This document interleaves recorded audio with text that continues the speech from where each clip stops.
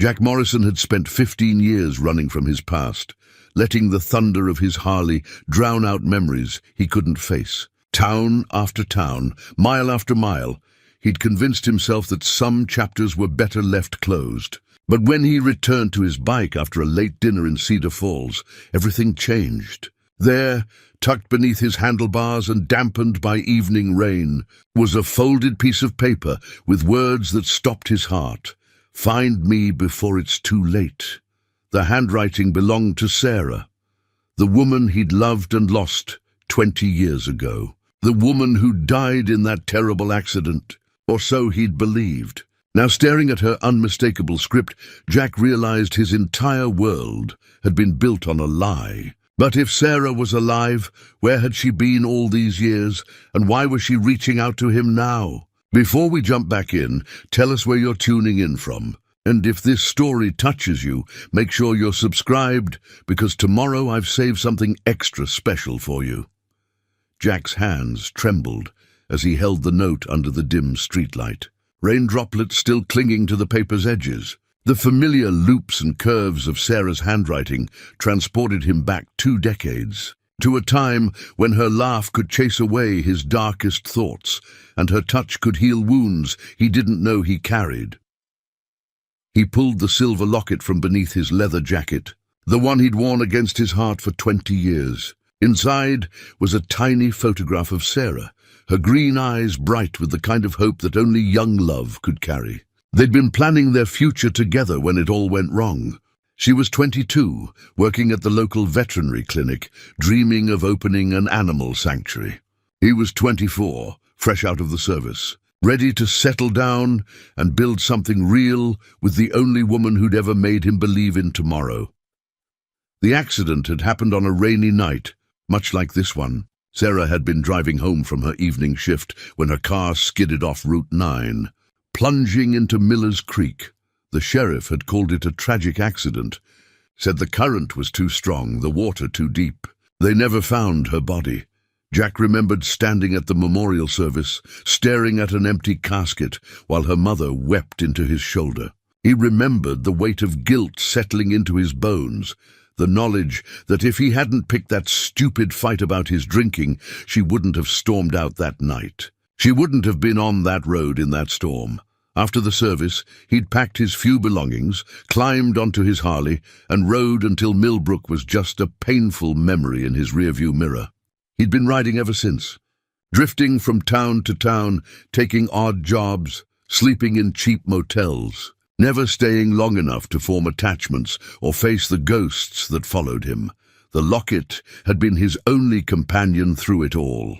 Sarah's grandmother had pressed it into his palm at the memorial service, her weathered fingers closing around his. "She'd want you to have this," the old woman had whispered. "She loved you more than her own life, Jack Morrison. Don't you ever forget that." But forgetting would have been easier than remembering. Every sunrise brought fresh waves of regret. Every sunset whispered of the life they'd never share. He'd tried to drink the memories away in countless honky-tonks, tried to lose himself in the arms of women whose names he couldn't recall, tried to outrun the pain on endless highways that stretched toward horizons that promised nothing. The diner where he'd eaten dinner tonight was like hundreds of others, filled with tired travelers and local folks sharing stories over coffee and pie. He'd ordered the meatloaf special and listened to a trucker complain about rising fuel costs, while a waitress named Betty refilled his cup with coffee that tasted like it had been brewing since morning. Normal people living normal lives, unburdened by the kind of grief that could hollow out a man's soul. Now, standing in the rain with Sarah's note clutched in his calloused fingers, Jack felt the carefully constructed walls around his heart beginning to crumble. If she was alive, if she had been alive all these years, then everything he'd believed about that night was a lie. The guilt that had driven him into exile, the grief that had shaped every decision he'd made, the loneliness that had become his closest friend, all of it based on a deception so profound it left him breathless. The note was brief, written in blue ink on what looked like paper torn from a notebook. No date, no signature, just those 5 words that changed everything. "Find me before it's too late." below the message. In smaller print was an address in Portland, Oregon, and a single initial, S. Jack folded the note carefully and tucked it into his wallet next to his driver's license and the 320s that constituted his current net worth. His hands moved automatically to his motorcycle, checking the engine, the tires, the fuel gauge.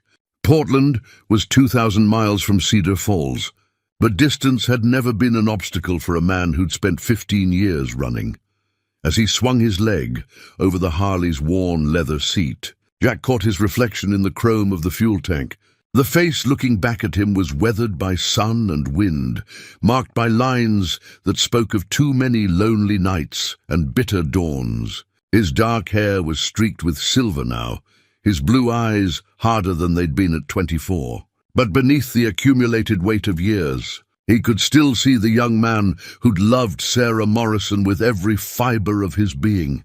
The engine roared to life, its familiar rumble drowning out the whisper of rain against pavement.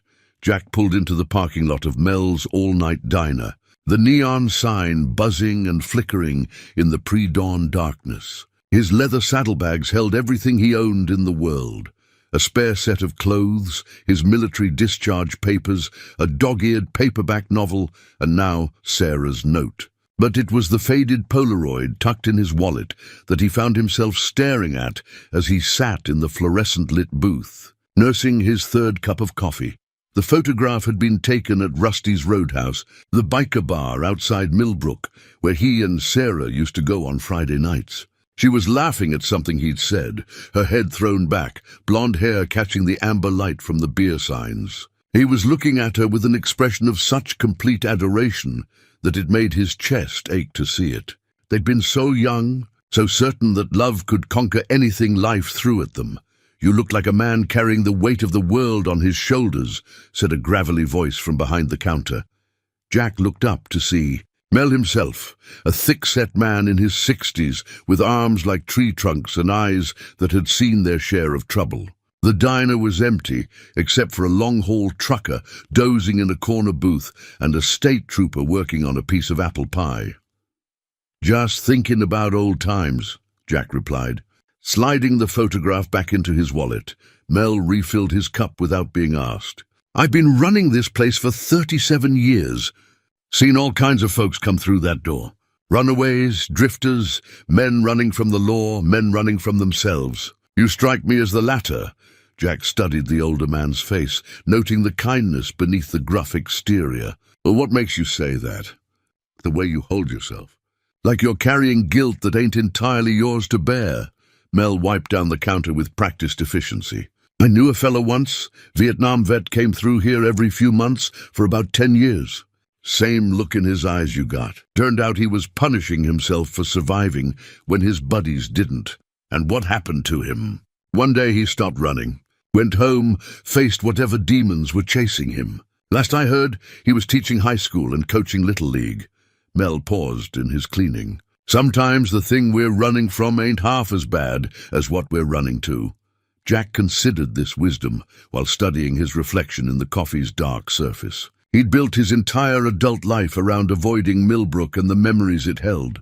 But now those memories were calling him back, demanding answers to questions he'd been afraid to ask. The bell above the door chimed, and a woman in her 40s entered, shaking raindrops from her auburn hair. She wore scrubs and had the tired look of someone finishing a long shift. She nodded to Mel and slid onto a stool 2 down from where Jack sat.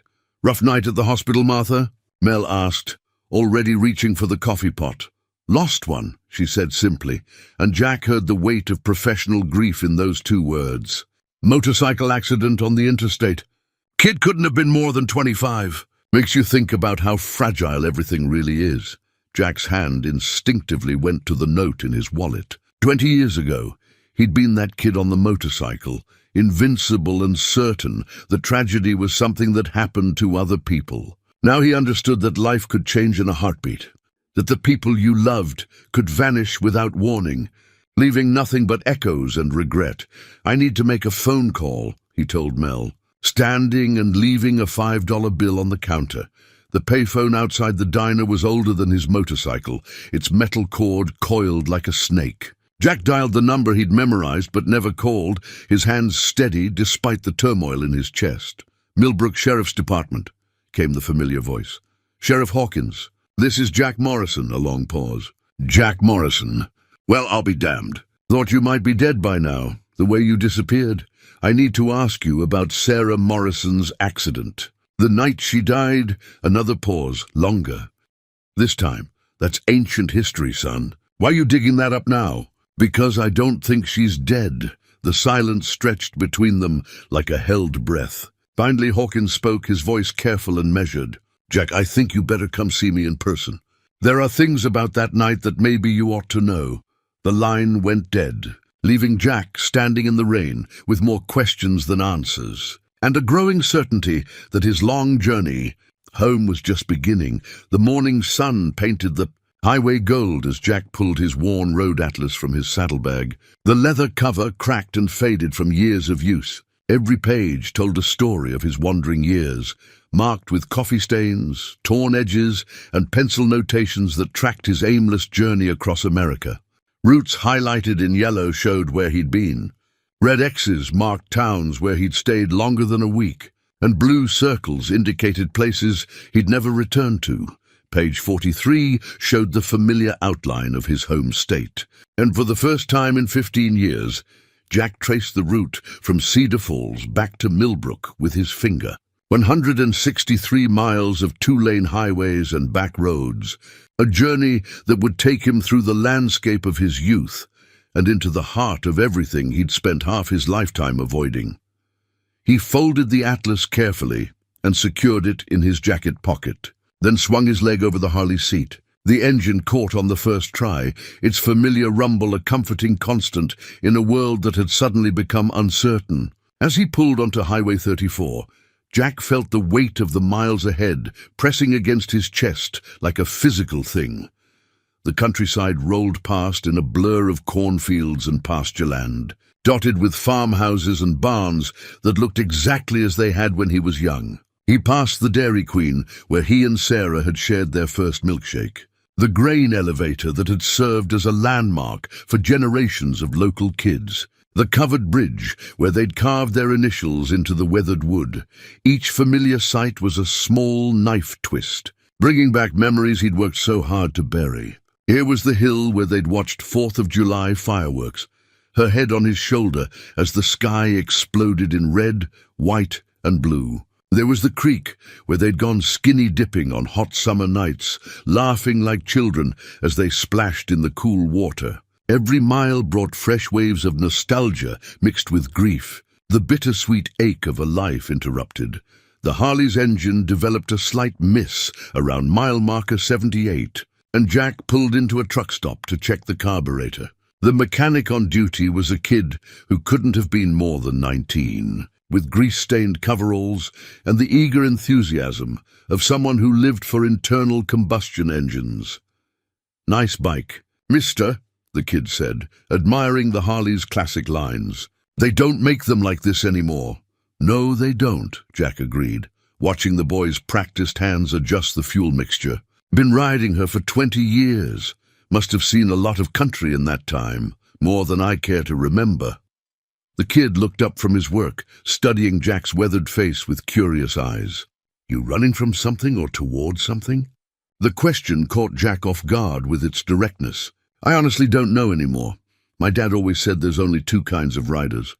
Those running away and those going home. Never met one who was doing both at the same time." Jack paid for the repairs and bought a cup of coffee from the vending machine, pondering the young mechanic's words as he stood in the afternoon sunshine. Was he running away from the pain of the past or toward the possibility of answers? Maybe both. Maybe after all these years, there wasn't really a difference.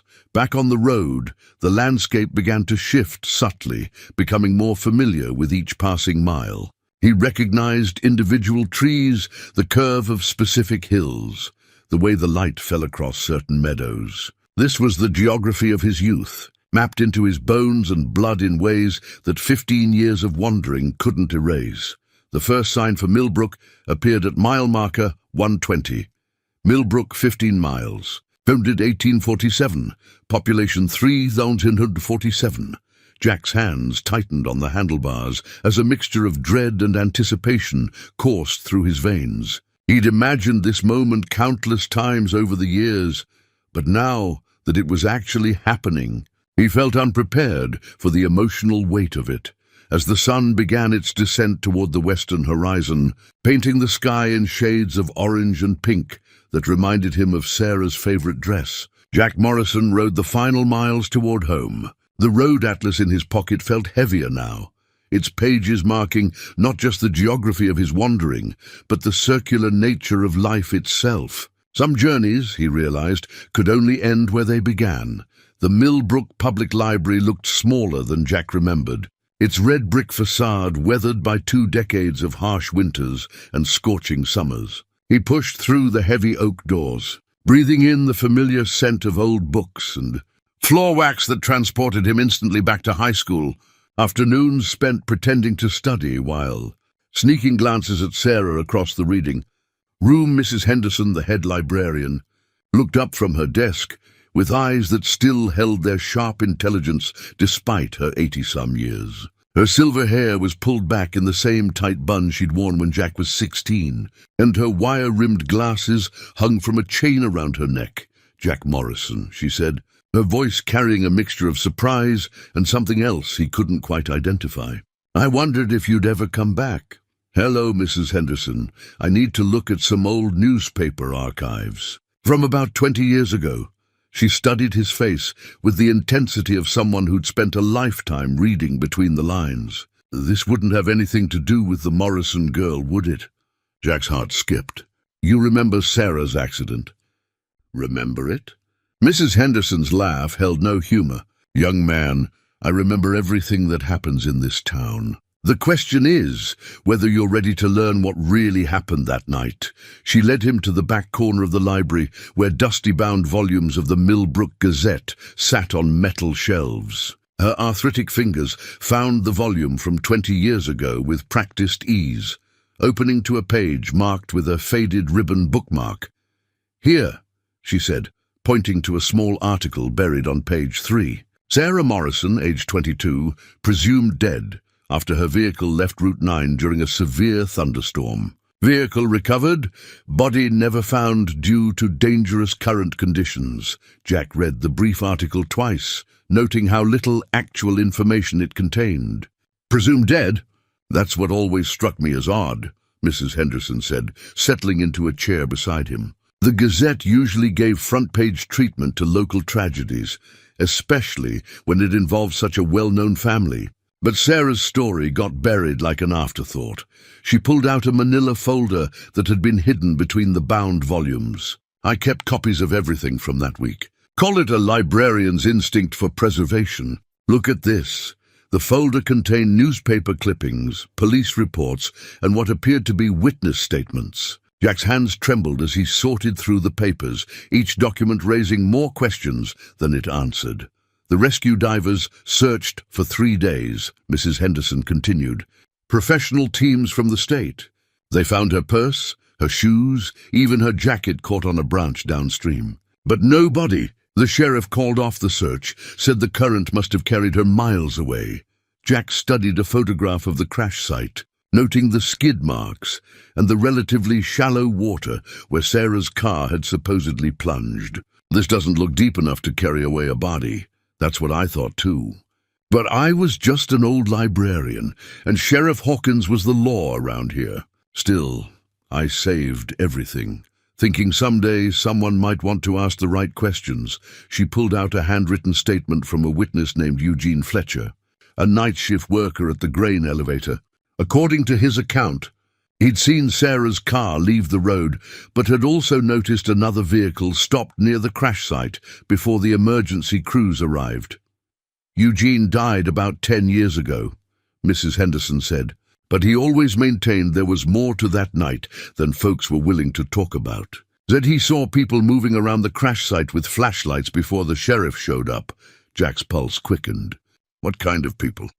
He couldn't say for certain. But Eugene was a reliable man, worked that same job for 30 years. If he said he saw something, he saw something. The librarian reached into her desk drawer and produced a small key, brass and worn smooth with age. This was taped under Sarah's chair at the reference desk. Found it when we moved the furniture around a few months after the accident. Never knew what it might open, but something told me to keep it. Jack held the key up to the light, noting the numbers 247 stamped into the metal. Any idea what this goes to? Storage unit, maybe? Safety deposit box. Sarah spent a lot of time here in the weeks before she died, researching something in the genealogy section. Always seemed nervous, looking over her shoulder like she was expecting someone. Jack pocketed the key, feeling its weight like a promise of answers to come. What was she researching? Mrs. Henderson's expression grew troubled. Her family history, but not the official kind you'd expect. She was digging into the darker corners, asking about debts and business dealings from years past. Said she was trying to understand something her father had gotten involved in. As Jack gathered the papers and prepared to leave, Mrs. Henderson placed a weathered hand on his arm. Whatever you find, Jack, remember that Sarah loved you more than life itself. If she disappeared instead of died, she had her reasons, good ones. The Morrison family home sat on Elm Street, like a wound that had never properly healed, its white paint peeling and shutters hanging at odd angles. Jack parked his Harley at the curb, studying the house where he'd spent countless evenings during his courtship of Sarah. The front porch, where her father used to sit smoking his pipe, was now sagging and cluttered with dead leaves. And the flower boxes Sarah's mother had tended so lovingly were nothing but repositories for weeds. He walked around to the back of the property, remembering the path through the overgrown garden like his feet had memorized every stone. Sarah's bedroom window was on the second floor, overlooking the old oak tree they'd used for clandestine meetings when her parents thought she was asleep. The window frame was rotted now, the glass cracked, but Jack could still picture her silhouette behind the curtains. Waiting for his signal, the brass key felt warm in his palm as he knelt beneath the window, running his fingers along the sill where Sarah used to hide spare change for their dates. His heart nearly stopped when his fingertips found the small indentation where something had been taped for years. The tape was gone, but the outline remained, exactly the size of the key Mrs. Henderson had given him, but the key didn't fit any of the doors or windows he tried. Frustrated, Jack sat on the back steps and closed his eyes, trying to think like the 22-year-old woman who had hidden it. Sarah had always been practical, methodical. She wouldn't hide a key somewhere obvious, but she'd make sure it was accessible to someone who knew her well enough to look in the right place.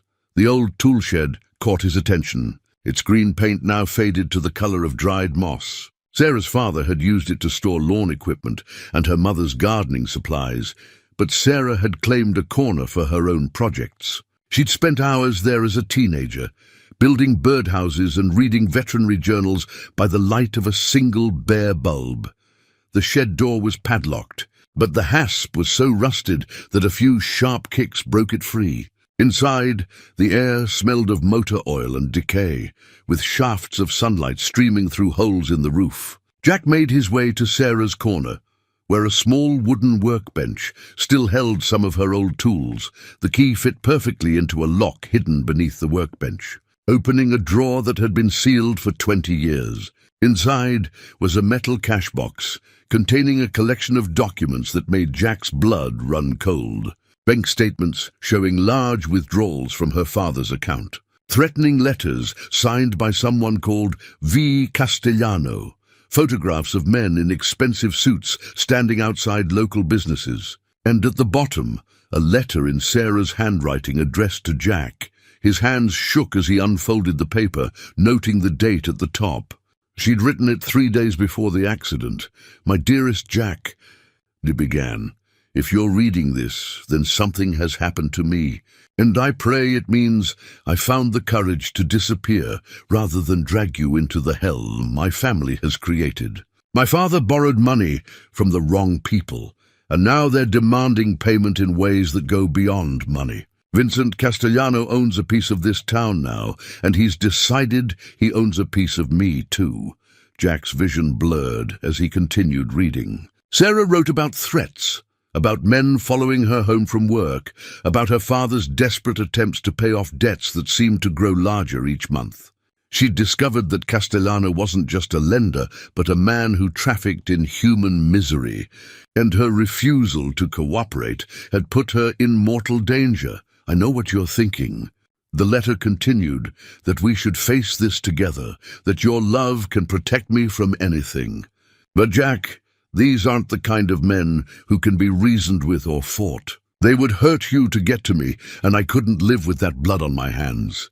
If I disappear, if I become someone else somewhere else, maybe we both have a chance at some kind of life. The letter ended with words that broke his heart all over again.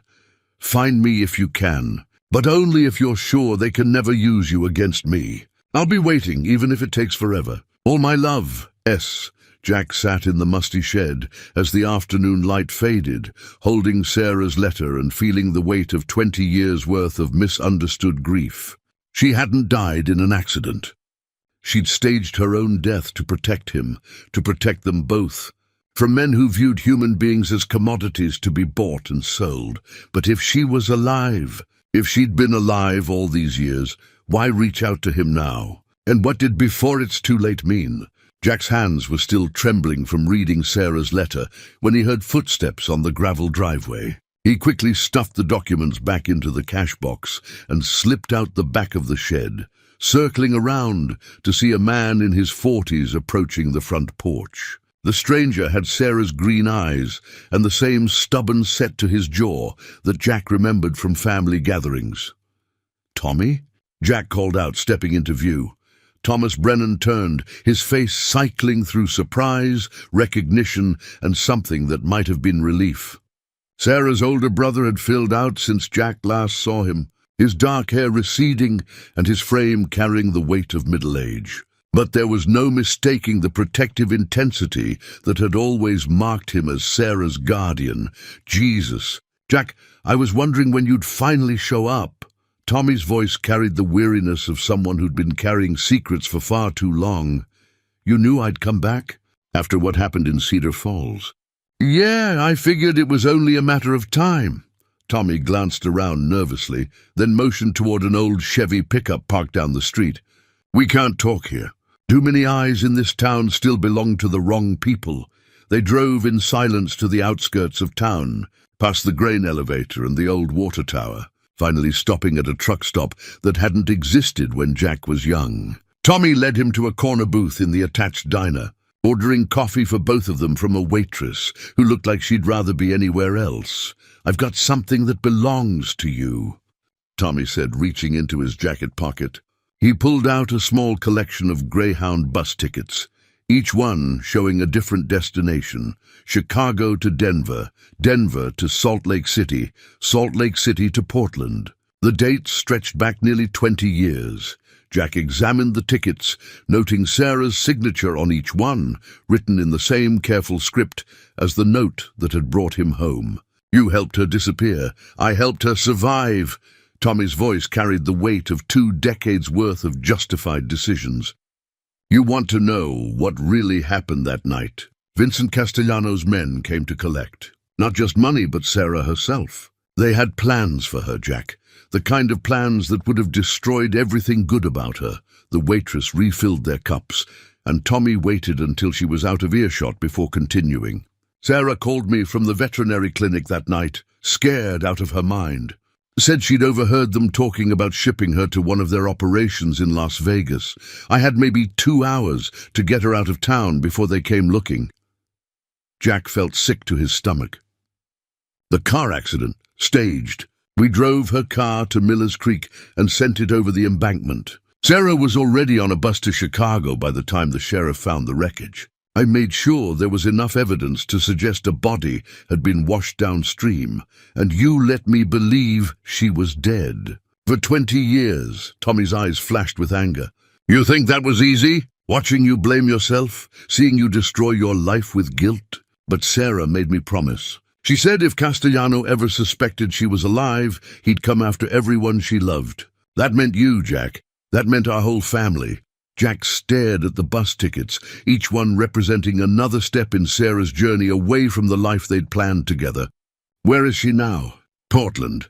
Has been for the last 15 years. She works at an animal shelter under the name Anna Miller, just like she always dreamed.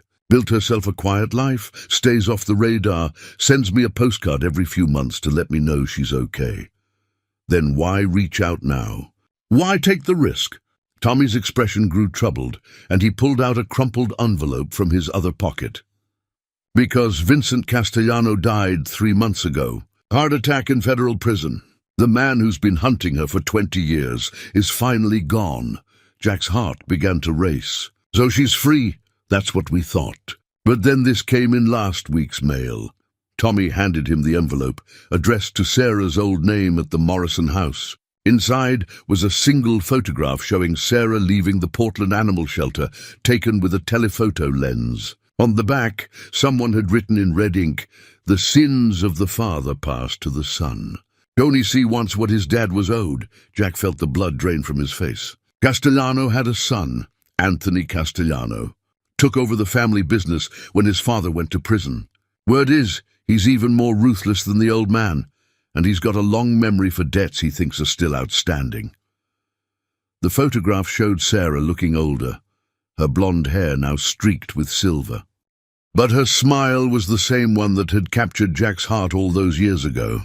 She was kneeling beside a golden retriever, both of them caught in a moment of pure joy that made Jack's chest ache with longing. Tommy reached deeper into his jacket and pulled out a yellowed envelope, its edges torn and the paper soft with age. "This is what started it all," he said, sliding it across the diner table. "Found it in Dad's papers after he died 5 years ago. Never showed it to Sarah because I didn't want to dredge up old pain, but now—" Jack opened the envelope carefully, noting the return address was from a law office in Chicago. Inside was a single sheet of letterhead from Castellano Financial Services, dated 23 years ago. Shortly after Jack had left for the service, the letter was brief and brutal in its simplicity. "Mr. Morrison, your outstanding balance of $75,000, plus accumulated interest, now totals $150,000. Payment. Arrangements must be finalized within 30 days, or alternative. Collection methods will be implemented. As discussed, your daughter represents acceptable collateral for this debt. Vincent Castellano." Jack read the letter twice, feeling his blood pressure spike with each word. "Son of a bitch was planning to take her even then. Gets worse," Tommy said grimly. "Keep reading." At the bottom of the page, in their father's shaky handwriting, was a note that made Jack's vision blur with rage. "Told VC that Sarah is promised to the Morrison boy." He laughed and said young girls always bring premium prices in his Vegas operations. "God help me." Jack crumpled the letter in his fist, then smoothed it out again, needing to see the evidence of the evil that had stolen 20 years of their lives. "Your father knew. He knew what Castellano had planned, and he never warned her. Dad was weak, Jack, weak and desperate and in over his head with gambling debts he could never pay. By the time he realized what kind of monster he was dealing with, it was too late to go to the police. Castellano owned half the cops in 3 counties back then." Tommy signaled the waitress for more coffee, his hands shaking slightly as he lit a cigarette. "Sarah found this letter 2 days before she disappeared. She'd been going through Dad's desk, trying to help him organize his finances, when she discovered the whole ugly truth. That's when she called me, crying so hard I could barely understand what she was saying." Jack studied the photograph of Sarah at the animal shelter again, trying to reconcile the carefree young woman he'd loved with the person who'd been forced to live in hiding for 2 decades. How did she handle it? All these years of looking over her shoulder, never knowing if they'd find her. "Better than you'd think." Sarah was always stronger than she looked. She threw herself into her work, helping animals that had been abandoned or abused. Said it gave her purpose, knowing she could save some creatures even if she couldn't save herself. Tommy pulled out his wallet and extracted a small photograph, creased from years of handling. It showed Sarah and a golden retriever puppy, both of them sitting on the steps of what looked like a small house. She was wearing scrubs and a volunteer badge, her hair pulled back in a practical ponytail, but her smile was genuine and peaceful. "She sent me this last Christmas. That's her house in the background, first place she's ever owned. Took her 15 years to save enough for the down payment, working at minimum wage and living like a monk, but she did it. Built herself a life worth protecting." Jack touched the photograph gently, as if he could somehow reach through time and space to comfort the woman who'd sacrificed everything to keep him safe. "And now Anthony Castellano wants to destroy it all. The son is worse than the father, according to my contacts in Chicago. Vincent was a businessman who happened to be a criminal. Anthony is a sadist who uses business as an excuse for cruelty. He's been systematically hunting down everyone who ever crossed his family, settling old scores with interest." Tommy stubbed out his cigarette and leaned across the table, his voice dropping to barely above a whisper. "Jack, there's something else. Something I haven't told Sarah yet, because I'm hoping we can handle this before she has to know." "What?" "Anthony Castellano doesn't just want to collect on his father's debt. He's been asking questions about children, about whether Sarah ever had a baby after she disappeared. He thinks there might be another generation to punish." Jack felt the world tilt sideways. "Children? Sarah doesn't have any children." Tommy's silence stretched between them like a held breath, and Jack saw the truth in his brother-in-law's eyes before the words were spoken. "Actually, Jack, she does. Sarah has a 19-year-old daughter she named Lily, and Anthony Castellano is getting close to finding them both." Jack stared at Tommy in stunned silence, the photograph of Sarah trembling in his hands. "A daughter?" "She has a daughter, Lily Morrison Chen. Sarah gave her your last name as a middle name, though Lily doesn't know why. She's been telling the girl her father died before she was born." Tommy's voice carried the weight of secrets that had grown heavier with each passing year. "Jesus Christ. Tommy, are you telling me I have a daughter I've never met?" Tommy nodded slowly. "Sarah was already pregnant when she disappeared. Found out about a week before the staged accident. She never told you because she knew you'd insist on staying and fighting, and that would have gotten you both killed." Jack's mind reeled, trying to process the magnitude of what he'd lost. Not just Sarah, but a child. His child. 20 years of birthdays, first steps, school plays, all the moments that make up a life stolen by a dead man's greed. Where is she now? "Where's Lily?" Tommy reached into his jacket again and pulled out a burner phone, its black plastic surface scratched from use. "Sarah's been carrying this for 6 months, ever since she heard Vincent Castellano died in prison. She was hoping it meant she could finally contact you safely." He scrolled through the recent messages, showing Jack a series of brief texts that painted a picture of growing desperation. "Elle is asking questions about her father again. Getting harder to deflect. Saw a man watching the shelter today. Dark suit, expensive car. Moving to safe house number 3. Will contact when secure. Tony C's men found the shelter. They know about Lily. The most recent message was time-stamped 2 days ago. Can't run anymore. If something happens to me, find Lily. Tell her the truth. She deserves to know her father." Jack gripped the phone so tightly his knuckles went white. "Sarah's in immediate danger, and you're sitting here in a diner telling me about it instead of doing something." "What exactly would you have me do, Jack? I'm a 50-year-old insurance adjuster with a bad back and a mortgage. Anthony Castellano has an army of professional killers on his payroll. The only reason I'm still breathing is because Sarah made sure no one connects me to Anna Miller." Tommy lit another cigarette with shaking hands. "Besides, Sarah specifically asked me not to involve you until she had no other choice. She's been trying to handle this on her own, moving from safe house to safe house. But Castellano's people are closing in." Jack studied the phone's message history, noting that the texts went back several months. "How long have you two been in contact?" "Since Anthony took over his father's operation 3 years ago. Sarah reached out when she realized the son might be even more dangerous than his father. We've been planning for this possibility, setting up contingencies, but Anthony moved faster than we expected." The waitress approached their table, but Tommy waved her away with a curt gesture. When they were alone again, he continued in a lower voice.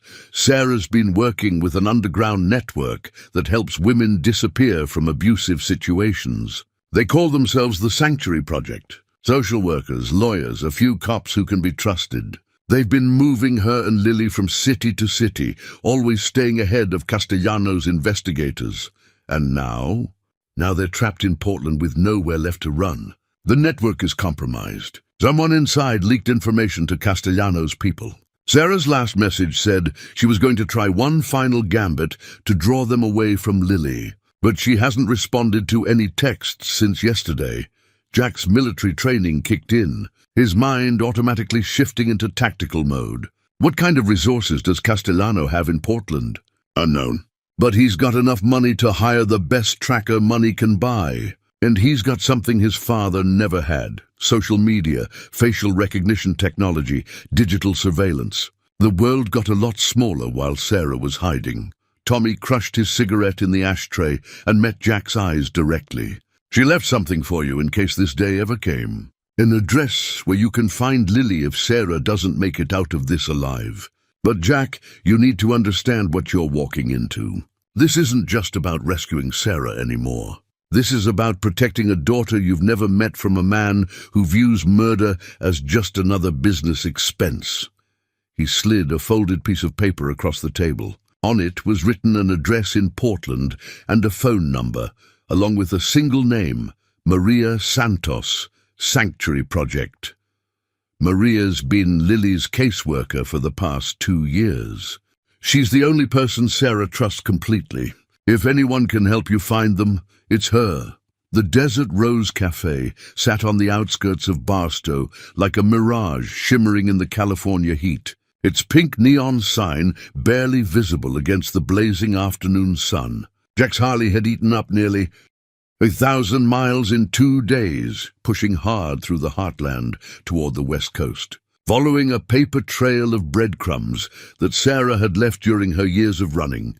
He parked between a long-haul rig and a dusty sedan, noting how the cafe's faded exterior belied the warm atmosphere inside. The air conditioning was a blessed relief after hours in the desert heat, and the smell of fresh coffee and homemade pie reminded him of the countless diners where he'd sought refuge over his wandering years. The receipt Tommy had shown him was dated 6 months ago, creased and faded, but clearly showing Anna Miller as the customer name and a shift meal discount. Jack approached the counter where a heavy-set woman in her 60s was wiping down coffee cups with practiced efficiency. "Help you, hun?" she asked, her voice carrying the warm drawl of someone who'd spent a lifetime serving coffee to tired travelers. "I'm looking for information about someone who used to work here." "Anna Miller?" The woman's expression shifted subtly, her friendly demeanor replaced by the cautious wariness of someone who'd learned to be protective of her people. "You law enforcement?" "No, ma'am.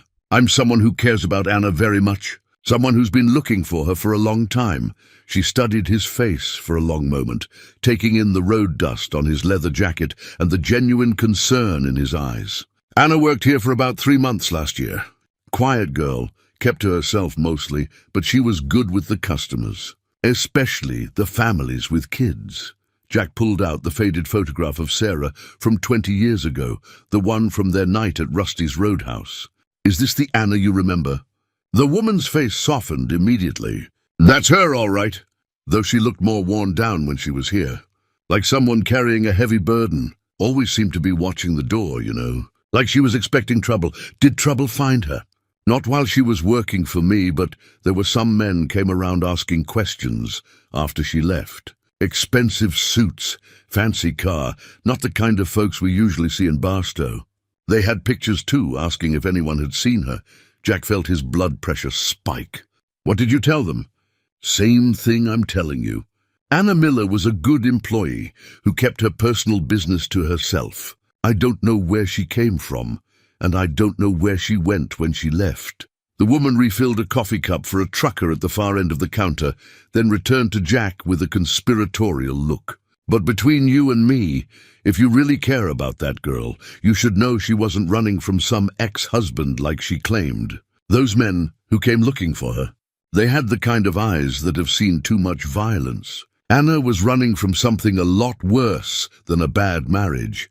Did she ever mention having a daughter? The woman's expression grew protective again. Why would you ask that? Because I think the daughter might be mine. She studied him for a long moment, then made a decision that seemed to surprise her. Anna never talked about no daughter, but there were things. She'd tear up sometimes when families with teenage girls came in. And she had this way of watching kids, like she was memorizing their faces. She reached under the counter and pulled out a small notebook, flipping through pages covered in neat handwriting. Anna left something when she quit. Said if anyone ever came looking for her who seemed like family, I should give it to them. She handed Jack a sealed envelope with "For Jack" written on the front in Sarah's careful script. His hands trembled as he opened it, finding a brief note wrapped around a small photograph. The photo showed Sarah standing next to a tall, slender girl with dark hair and familiar blue eyes. They were both wearing volunteer t-shirts from an animal shelter, and despite the girl's attempts to look serious for the camera, Jack could see Sarah's smile reflected in her daughter's face. "This is Lily," the note read. "She's everything good about both of us, Jack.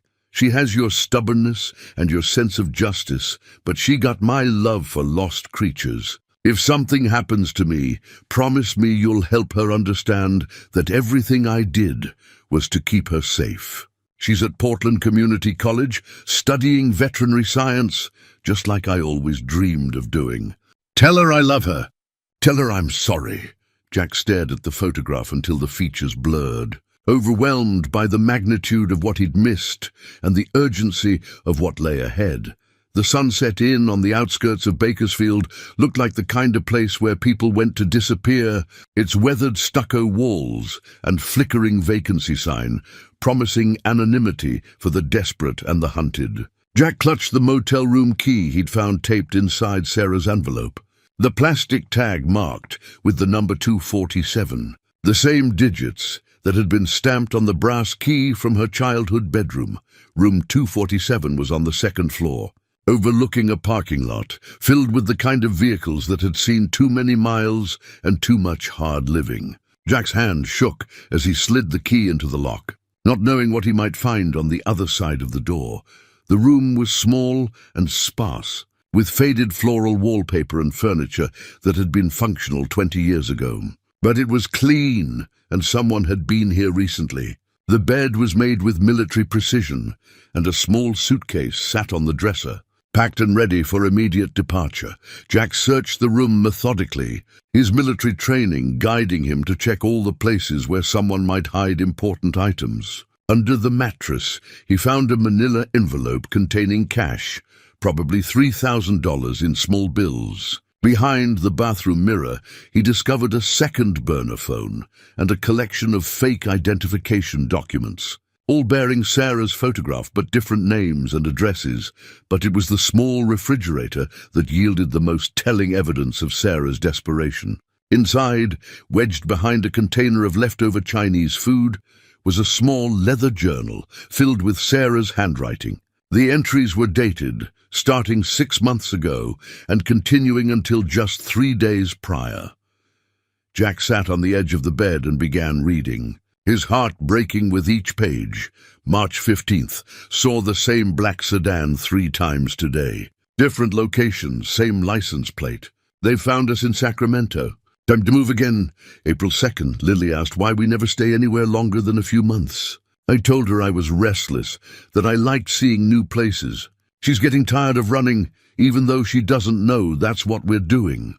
May 20th, Maria says the Safe House network is compromised. Someone's been feeding information to Castellanos people. We're on our own now. June 8th, Lily got accepted to Portland Community College for the veterinary program. It breaks my heart to see how happy she is, knowing I might have to take this dream away from her too. July 14th. Made contact with Tommy. Told him about the men getting closer. He wants me to reach out to Jack, but I'm scared. What if bringing him into this gets him killed? What if Anthony Castellano decides to hurt Jack to get to me? August 3rd. Lily found some of my old photos, the ones from before she was born. She asked about the man in the pictures. I told her he was someone I loved very much, who died in an accident. Another lie to add to the thousands I've told her. The final entry was dated just 3 days ago, and Jack could barely make out the words through the tears that blurred his vision. August 28th. They found us. Lily was walking home from her job at the animal shelter when a man approached her, asking questions about her mother, Anna Miller. She's smart, my girl. She pretended not to know what he was talking about and called me immediately. We have maybe 6 hours before they trace the call. I've sent her to Maria's safe house, but I don't think anywhere is safe anymore. I can't keep running and I can't keep putting Lily in danger. It's time to face Anthony Castellano and end this one way or another. If something happens to me, I hope Jack finds this journal. I hope he understands that every choice I made was to protect the people I love. Jack closed the journal and sat in the gathering darkness, processing the magnitude of Sarah's sacrifice and the immediate danger that still threatened their daughter. The room's phone rang suddenly, its shrill tone cutting through the silence like a blade. He hesitated for a moment, then picked up the receiver. Jack Morrison. The voice was unfamiliar, gravelly, with a slight accent that might have been Chicago. Who's asking? Someone who's been looking forward to meeting you for a very long time. My name is Anthony Castellano, and I believe you have something that belongs to my family. Jack's blood turned to ice. I don't know what you're talking about. Oh, I think you do. A debt, a very old debt that's been collecting interest for 20 years. Your girlfriend thought she could hide from my father, but she can't hide from me. And neither can that pretty little daughter of yours. Jack's grip tightened on the phone receiver as Anthony Castellano's voice filled the motel room like poison. Still there, Morrison? Or should I call you Daddy? That's what you are, isn't it? Lily's father. What do you want? What my family has always wanted. Payment in full, with 20 years of accumulated interest. Your little girlfriend cost my father a lot of money when she disappeared, not to mention the embarrassment of having his property slip through his fingers. Jack fought to keep his voice steady. Sarah doesn't owe you anything. Her father's dead, whatever debts he had died with him.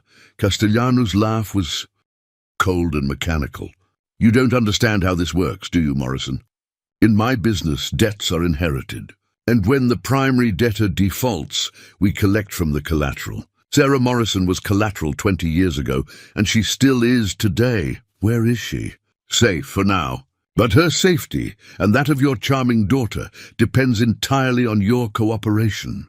I understand you have certain skills from your military service. Skills that could be very useful to my organization. Jack's mind raced, trying to process the implications. You want me to work for you. I want you to complete a task that will settle your family's debt once and for all. One job, Morrison. Clean and simple. And then Sarah and Lily go free. I don't believe you, smart man. You shouldn't believe me. But you also don't have any other options. The sound of papers rustling came through the phone.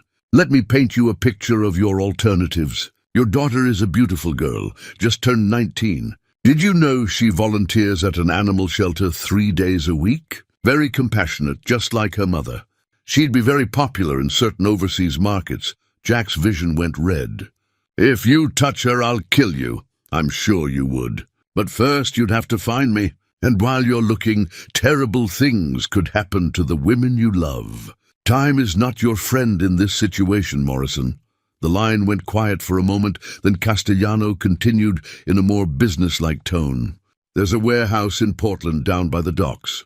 Industrial district, not much foot traffic. Tonight at midnight, come alone. We'll discuss the terms of your employment, and you can see that Sarah and Lily are unharmed. For now, how do I know this isn't a trap? Of course it's a trap, you idiot. But it's the only trap where your family survives to see morning. The alternative is that I put their pictures on certain websites, and by tomorrow afternoon, they'll be on a container ship to Southeast Asia. Your choice. Jack heard a commotion in the background. Voices arguing, then Sarah's voice came on the line. Strained but recognizable. Jack, don't come! It's not worth it. Take care of Lily and forget about me. Sarah. But Castellano was back on the phone. Touching reunion, don't you think? She's still trying to protect you even now. Such loyalty. I can see why my father was so interested in acquiring her. The warehouse address. Pier 47, Warehouse C Midnight, and Morrison.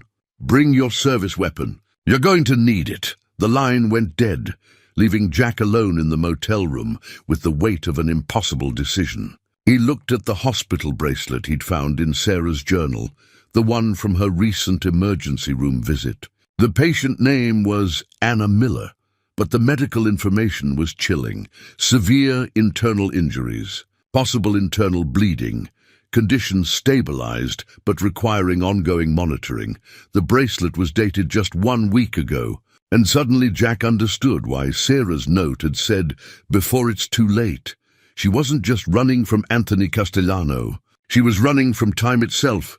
He picked up the burner phone Tommy had given him and dialed Maria Santos's number.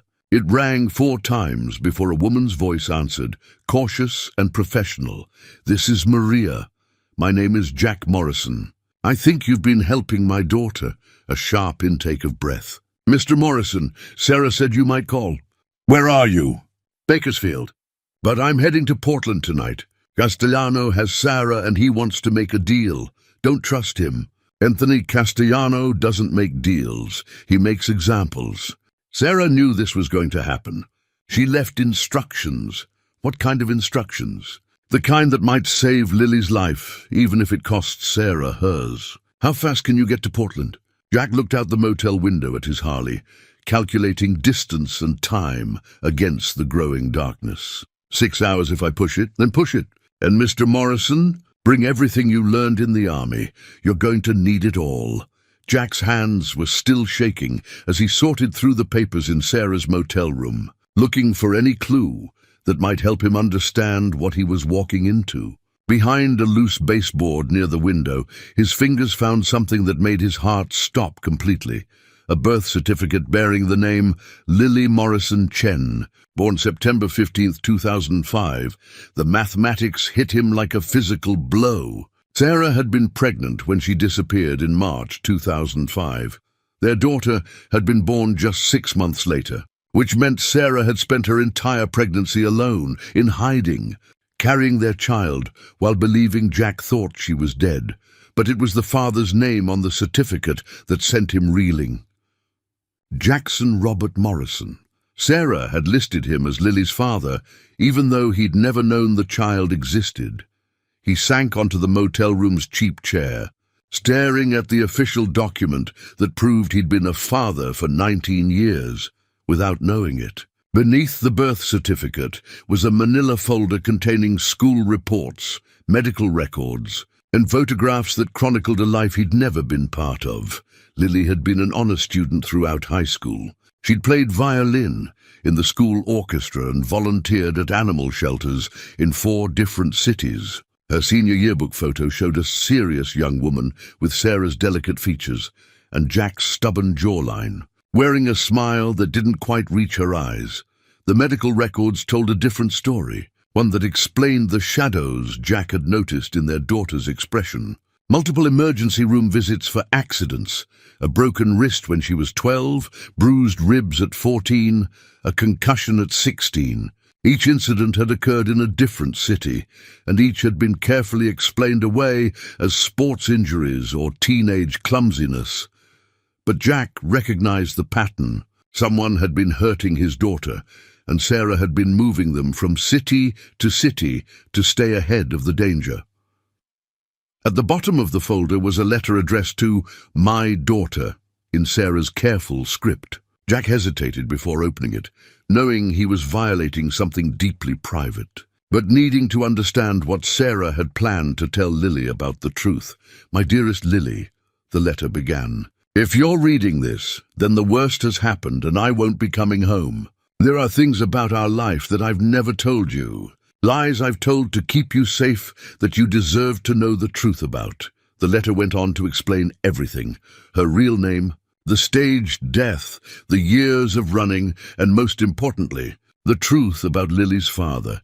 "Your father's name is Jack Morrison, and he is nothing like the weak man I told you died before you were born. Jack is strong and brave and decent, the kind of man who would have moved heaven and earth to protect us if I'd given him the chance. I never told him about you because I was afraid that bringing him into our lives would get him killed." Sarah's words blurred as Jack's eyes filled with tears. "You have his eyes and his stubborn streak, and when you set your mind to something, you pursue it with the same determination that made me fall in love with him 20 years ago. If something happens to me, find him. He's been carrying guilt about my death all these years, and he deserves to know that none of this was his fault." The letter ended with an address in Portland and a phone number for Maria Santos, along with detailed instructions for finding Jack if Sarah didn't survive. "Tell your father that I never stopped loving him," the final paragraph read. "Tell him that every choice I made was to keep our family safe, even if it meant we couldn't be together. And tell him that watching you grow up has been the greatest joy of my life, because you are everything good about both of us."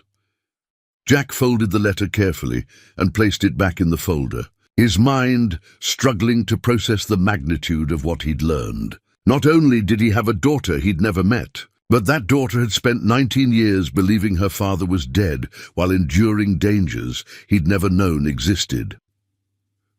His phone buzzed with a text message from an unknown number. "Your daughter is beautiful when she sleeps.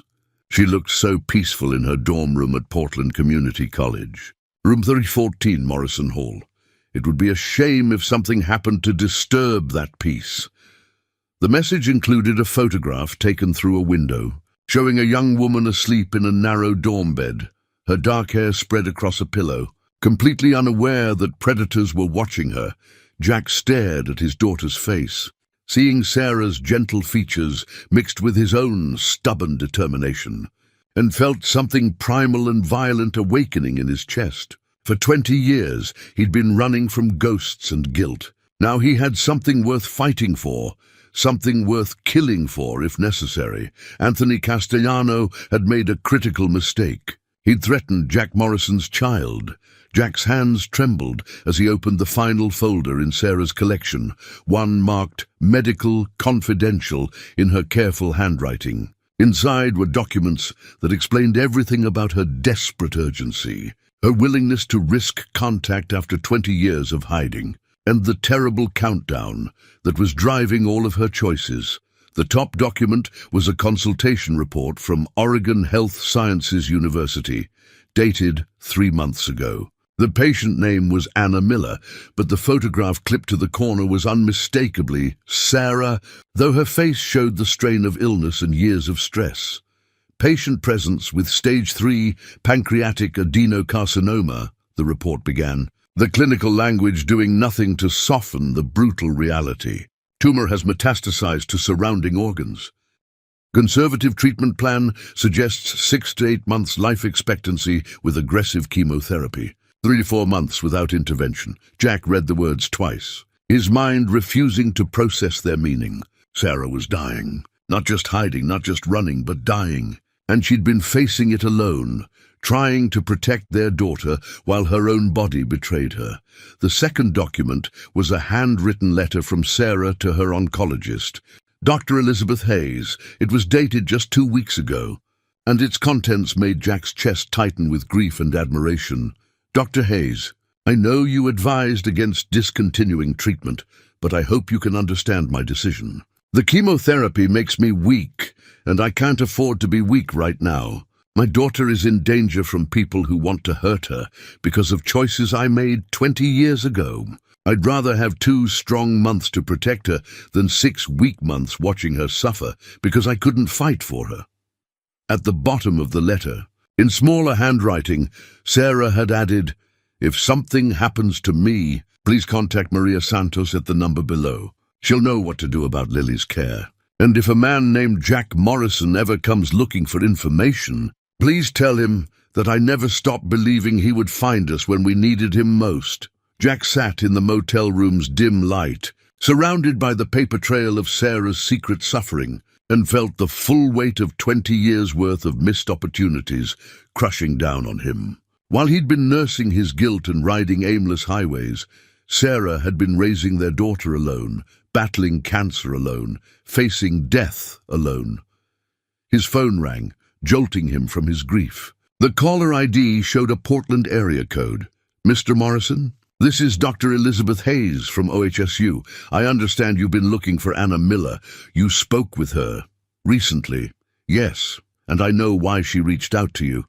Mr. Morrison, I need you to understand that Anna is very ill. The cancer has progressed rapidly, and she's refused further treatment. Without immediate medical intervention, she has weeks, not months." Jack closed his eyes, feeling the world tilt sideways. "Does Lily know?" Anna has been very careful to hide her condition from her daughter. She didn't want Lily's final memories of her to be of sickness and hospitals. "But Mr. Morrison, Anna collapsed at work 2 days ago. She's currently in our emergency department, and her condition is deteriorating." "What about Castellano?" "The men who took her." A long pause. "I'm sorry, who?" Jack felt ice forming in his veins. "The men who kidnapped her. Anthony Castellano called me, said he had Sarah and was going to trade her for my cooperation. Mr. Morrison, Anna hasn't been kidnapped. She checked herself into our ER voluntarily when she realized she couldn't hide her symptoms from Lily any longer. She's been asking for you constantly. She keeps saying she needs to tell you something before it's too late." The phone slipped from Jack's fingers as the implications hit him like a physical blow. If Sarah was in the hospital, if she hadn't been kidnapped, then Anthony Castellano's call had been a lie. A manipulation designed to bring Jack to Portland and into Castellano's reach. But if Castellano didn't have Sarah, then why had Jack heard her voice on the phone? And more importantly, where was Lily? He snatched up the phone again. "Dr. Hayes, is Anna conscious? Can she talk?" "She's sedated, but she's been asking for you. Mr. Morrison, you should know that she's been carrying something with her constantly. A photograph of a man she says is her daughter's father. The photograph looks like it might be you." Jack stared at the birth certificate in his lap, at his own name listed as Lily Morrison Chen's father, and realized that Sarah had been trying to reconnect their family even as her own time ran out. "I'm on my way to Portland," he said. "But first, I need you to do something for me. I need you to make sure Lily is safe. There are dangerous people looking for her, and if they can't get to Sarah, they'll go after our daughter instead." "Our daughter? My name is on Lily's birth certificate. Dr. Hayes, and I just found out I've been a father for 19 years. Jack's Harley roared through the Oregon darkness, pushing hard against the mountain curves as he raced toward Portland. In his jacket pocket, wrapped in tissue paper like a sacred relic, was the wedding ring he'd found in Sarah's belongings at the motel. She'd kept it all these years, a simple gold band that had cost him 2 weeks' pay when he was 24, and certain that love could conquer anything. He'd called Maria Santos from the road, and her news had been both terrifying and hopeful. Lily was safe, hidden in a secure facility run by the Sanctuary Project, but Sarah's condition was deteriorating rapidly. The cancer had spread to her liver, and the doctors were talking about hours, not days. "She's been asking for you constantly," Maria had said over the phone, her voice tight with exhaustion. "She keeps saying she needs to give you something. Needs to tell you something about Lily that she's never told anyone else." Now, as Portland's city lights spread out below him in the valley, Jack felt the weight of 20 lost years pressing against his chest. He'd missed everything. Lily's first steps, her first words, her first day of school, her high school graduation. He'd been a father without knowing it, and Sarah had been a mother carrying that secret alone. Oregon Health Sciences University rose from the hillside like a cathedral of glass and steel, its windows blazing with light against the pre-dawn darkness. Jack parked his motorcycle in the emergency lot and walked through sliding doors that opened with a soft hiss, carrying him into a world of antiseptic smells and urgent voices. Maria Santos was waiting for him in the third-floor waiting area, a compact woman in her 50s with intelligent eyes and the kind of calm competence that came from years of dealing with crisis situations. She stood as Jack approached, studying his face with the intensity of someone trying to match a person to a 20-year-old photograph. "You look exactly like her," she said simply. "Lily, I mean. Same eyes, same stubborn jawline. Sarah always said you were the only man she'd ever met who was as determined as she was. How is she?" "Dying, but fighting it with everything she has left because she knows you're coming." Maria's voice softened. "Jack, I need you to prepare yourself. The cancer has taken a lot out of her. She doesn't look like the woman in those old photographs anymore."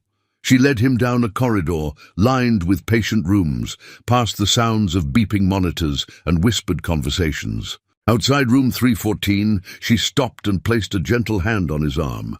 "There's something else. About Lily. Sarah made me promise to tell you before you see her." Jack's heart clenched. "What about Lily?" "She doesn't know." "About you being her father, I mean.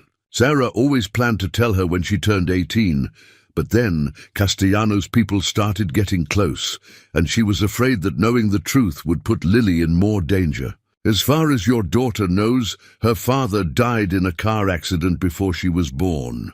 The words hit Jack like a physical blow. Not only had he missed 19 years of his daughter's life, but she didn't even know he existed.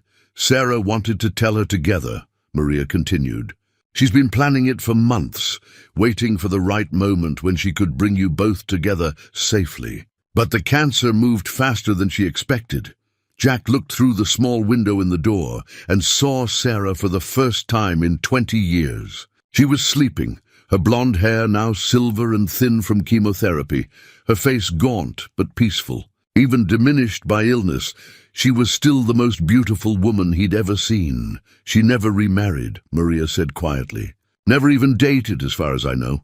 Said she was already married to the only man who'd ever understood her completely." Jack pulled the wedding ring from his pocket, feeling its familiar weight against his palm. She kept hers too. She never took it off. Even when she was using fake identities, she found ways to wear it. Said it reminded her that love doesn't die just because people are separated. As if sensing his presence, Sarah's eyes fluttered open, focusing on his face through the window. Her expression transformed, 20 years of grief and longing dissolving into pure joy. She mouthed a single word. "Jack." He pushed through the door, and 20 years of separation collapsed into nothing as he took her hand, sliding the wedding ring back onto her finger where it belonged. "You found me," she whispered, her voice barely audible but filled with wonder. "I knew you would find me. I'm here, Sarah, I'm here. And I'm never leaving again." She smiled, and for a moment he could see the 22-year-old woman who had captured his heart with her laugh and her dreams of saving lost animals. "We need to talk about Lily," she said. "There's so much you need to know about our daughter."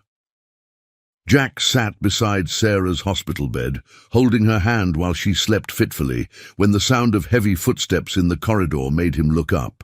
Through the window, he could see two men in expensive suits speaking with a nurse at the station, their body language suggesting they weren't there for a social visit. His military dog tags felt cold against his chest as he recognized the danger signals his training had ingrained in him. These weren't hospital staff or family members. These were predators, and they were hunting. Sarah stirred, her eyes opening to focus on his face. Even weakened by illness, she immediately sensed his tension. "What is it, company?" Jack said quietly, moving to the window. One of the men was showing the nurse a photograph, and Jack's blood ran cold when he recognized it as the same photo of Lily that Castellano had texted him. "Castellano's people found us." Sarah tried to sit up, her face pale but determined. "They can't have her, Jack. Whatever happens to me, they can't have our daughter." Jack's hand went instinctively to his waist, where he'd carried a sidearm for most of his adult life. But he'd left his service weapon in the Harley's saddlebags, never imagining he'd need it in a hospital. The realization that he was unarmed while his family was in danger awakened something primal and violent in his chest. "Where's Lily now?" "Safe house downtown. But if they found me here, they'll find her too." Sarah gripped his hand with surprising strength. "Jack, there's something else. Something I never told you about the night I disappeared. She reached beneath her pillow and pulled out a small recording device, the kind private investigators used to document conversations. I recorded Vincent Castellano that night when he came to collect. Everything he said about his plans for me, his threats against you and my family, his boasts about owning judges and police officers. Jack stared at the device. You've had evidence against him for 20 years? I was too scared to use it. But Anthony isn't as smart as his father was. He's been sloppy, making threats over the phone, using his real name. Maria's been working with an FBI task force that's been trying to build a case against him for years. The door burst open, and Maria Santos entered with a tall man in a federal agent's jacket. Jack, this is Special Agent David Chen, FBI Organized Crime Task Force. Agent Chen extended his hand, his expression grim. Mr. Morrison, we've been monitoring Castellano's communications. We know about the threats against your family, and we know he's planning to make his move tonight. What kind of move? He's got a team positioned around the hospital and another team heading toward your daughter's location. He's planning to force you into a situation where you'll have to choose which one to save. Sarah's grip on Jack's hand tightened. It's a trap. He wants you to lead him to Lily. Agent Chen pulled out a tactical radio and spoke into it quietly, then turned back to Jack. We can protect your daughter. Mr. Morrison, we've got federal agents moving to secure her location right now, but we need your help to bring down Castellano's operation permanently. Jack looked at Sarah, seeing the fear and hope warring in her eyes. What do you need me to do? Castellano still thinks you don't know he lied about having Sarah. He's expecting you at that warehouse at midnight, planning to use your military skills for some kind of job. We want you to keep that appointment, but with federal backup and surveillance. Equipment. You want me to be bait. We want you to be the final piece of evidence we need to put Anthony Castellano away forever. Agent Chen's voice was steady but urgent. Mr. Morrison, this man has been trafficking women and children for 5 years. Your family isn't his only target. If we don't stop him tonight, there will be others. Sarah squeezed Jack's hand, her voice barely a whisper. Do it, end this. I don't want to spend whatever time I have left looking over my shoulder. And I don't want Lily to spend her life running like I did. Through the window, Jack could see the 2 men in suits getting on the elevator, heading toward their floor. Time was running out, and choices were being forced upon him just as Castellano had planned. But Anthony Castellano had made one crucial error in his calculations. He'd assumed Jack Morrison was still the guilt-ridden drifter who'd run from his problems 20 years ago. He hadn't counted on the fact that Jack had something worth fighting for now, something that could transform a broken man into a weapon. Jack pulled his dog tags from beneath his shirt and kissed them for luck, a ritual from his military days. Agent Chen, I'll do whatever you need. But I have one condition. What's that? When this is over, Anthony Castellano answers to me personally for what he put my family through. The warehouse district at midnight was a maze of shadows and sodium lights, with the Columbia River reflecting the city's glow like scattered diamonds on black water. Jack walked alone down Pier 47, his footsteps echoing off wet concrete, wearing the wire Agent Chen had taped to his chest and carrying the service pistol he'd retrieved from his Harley's saddlebags. Behind him, invisible in the darkness, FBI agents were positioned at strategic points around the warehouse complex. In his earpiece, Agent Chen's voice was a steady whisper. Target building is 50 yards ahead. We've got eyes on 3 vehicles, estimated 6 to 8 hostiles. Remember, we need Castellano talking about his operations on tape. But Jack's mind wasn't on the FBI's evidence-gathering mission. It was on the handwritten letter he'd left on Sarah's hospital bedside table, the final words he might ever get to say to the woman who'd owned his heart for 20 years. My dearest Sarah, if you're reading this, it means I didn't make it back from tonight's confrontation. I need you to know that these past few hours with you have been worth the 20 years of pain that came before them. You sacrificed everything to keep our family safe, and now it's my turn Tell Lily that her father loved her from the moment he learned she existed, and that everything I did was to give her the freedom to live without fear. All my love, Jack.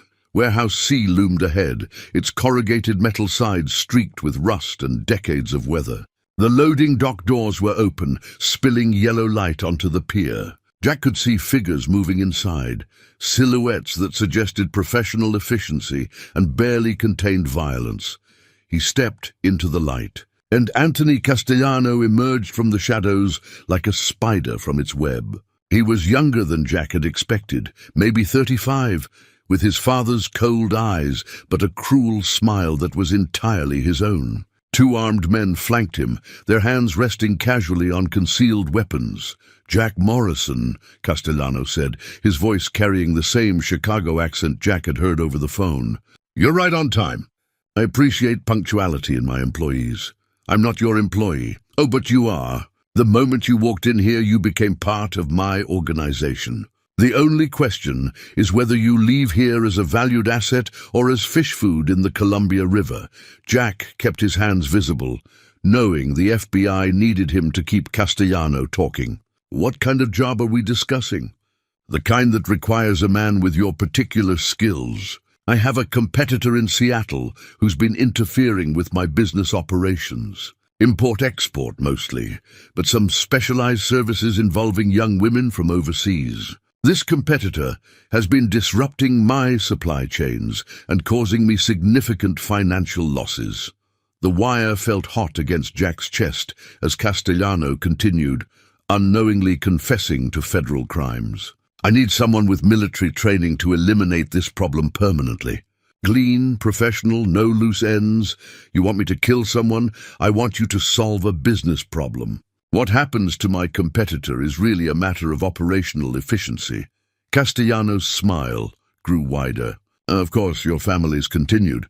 Safety depends entirely on your success in this endeavor."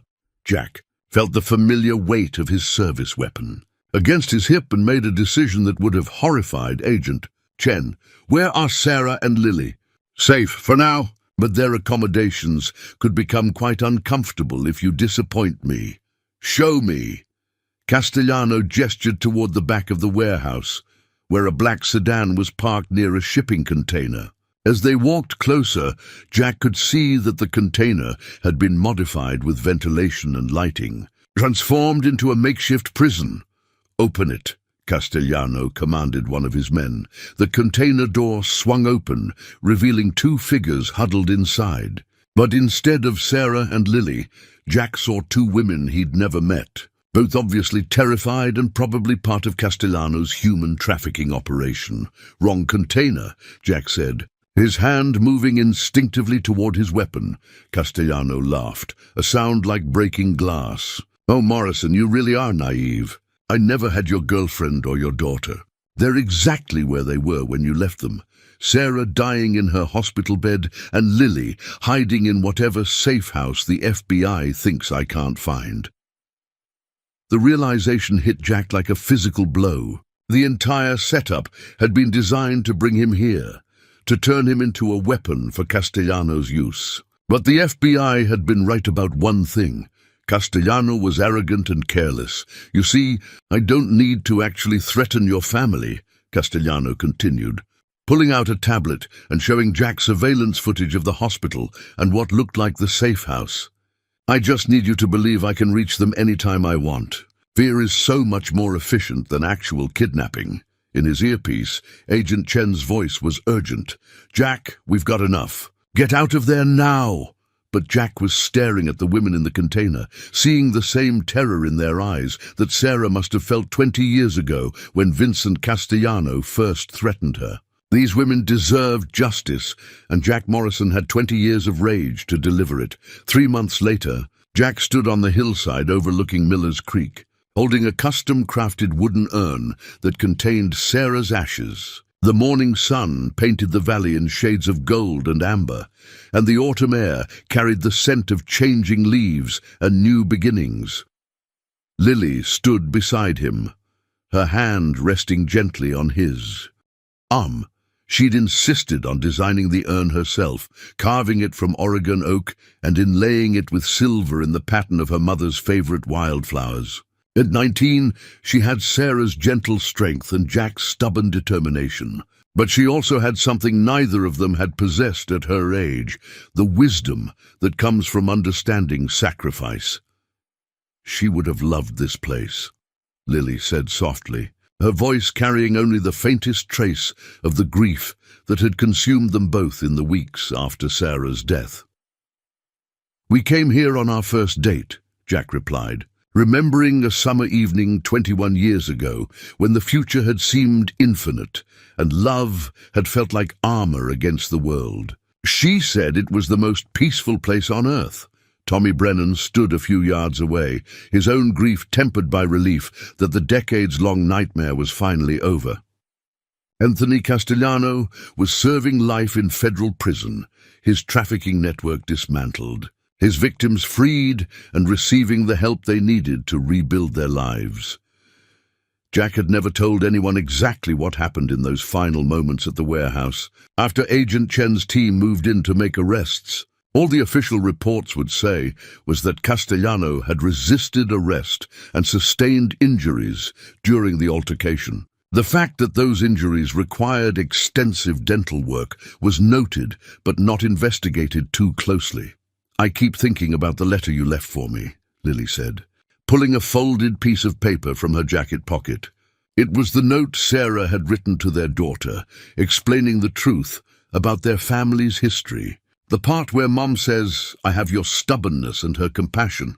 I used to think being stubborn was a weakness, and now I think maybe it's what kept our family together, even when we were apart. Mom was stubborn enough to survive 20 years in hiding. You were stubborn enough to never give up looking for answers. And I'm stubborn enough to forgive you both for the lies you told to protect me." Jack smiled, seeing Sarah's capacity for understanding reflected in their daughter's words. "Your mother never wanted you to have to forgive anything. She wanted to give you a normal life." "Normal is overrated," Lily said with a wry smile that reminded Jack painfully of Sarah at that age. "Besides, having a father who's a former Delta Force operator and a mother who staged her own death to escape the mob makes for interesting family stories." They opened the urn together, letting Sarah's ashes scatter on the wind that carried them across the creek and into the woods where she'd once dreamed of building an animal sanctuary. As the last of the ashes disappeared into the morning light, Jack felt something ease in his chest, a weight he'd carried for so long that he'd forgotten what it felt like to stand upright. "What happens now?" Lily asked. Jack looked at his daughter, seeing the future in her eyes instead of the ghosts that had haunted him for 20 years. "Now we build something new, something your mother would be proud of." Lily had decided to transfer to a veterinary program closer to home, wanting to stay near the father she was still learning to know.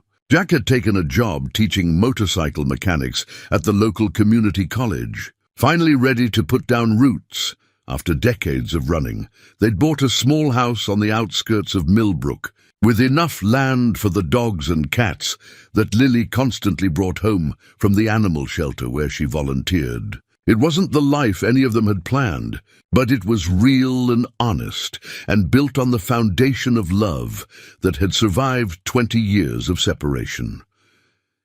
As they walked back down the hill toward Jack's pickup truck, Lily slipped her hand into his. "Dad," the word still sent a shock of joy and terror through him. "Yeah? Do you think Mom knew?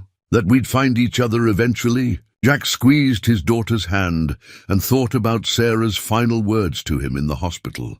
Her insistence that love doesn't die just because people are separated by time and circumstance and the cruel indifference of fate.